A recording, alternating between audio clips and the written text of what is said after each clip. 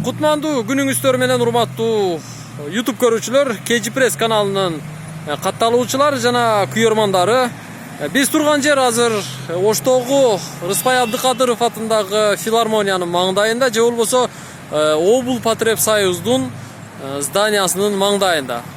Мына бул жерде Экобанктын маңдайында мындай Ош шаарынын көрктөндүрүү жана жашылдандыруу чарба комбинаты гүл менен кооздоп шаарды көрккө бөлөп мындай жасалгалоо иштерин жүргүзгөн.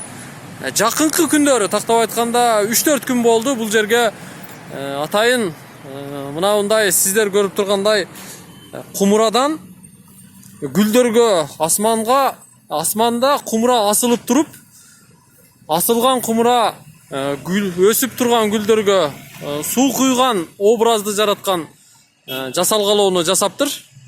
Көрдүңүздөрбү? Азырынча биз билбейбиз. Тиги асылып турган кумура эмнеден жасалгандыгы бизге белгисиз. Менимче бул жеңил эле бир темирден жасалып, обшивка болсо керек. Боюбуз жетпейт. Андыктан асылып көрүп, материал эмнеден экендигин азыр айта албайбыз. Жеңил эле нерсе болуш керек. Анткени тиги гүлдөрдүн ортосунан түшкөн мына темир, эгерде ал цемент болсо көтөрө албаса керек эле. Негизи ушул кумурадан суу гүлгө куюлуп түшкөн сыяктуу образда жасаптыр. Бул дагы чыгармачыл адамдардын ийгилиги. Мына ушинтип бүгүнкү өнүккөн Ош гүлгө бөлөнүп турган чагы, өзүңүздөр көрүп билгендей, жаңы образдары менен жасалгаланып жаткан Ош шаарынын келечеги алдыда.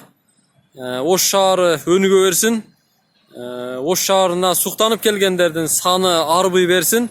Баарыңыздарды Ош шаарына келип, сагынган Ошуңуздарды ар дайым көрүп, сагынычыңыздарды жазып кетишиңиздерге биз тилектешпиз.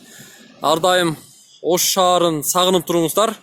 Буюрса, Ош келечекте аябай кандай өнүгөрүндө шек жок.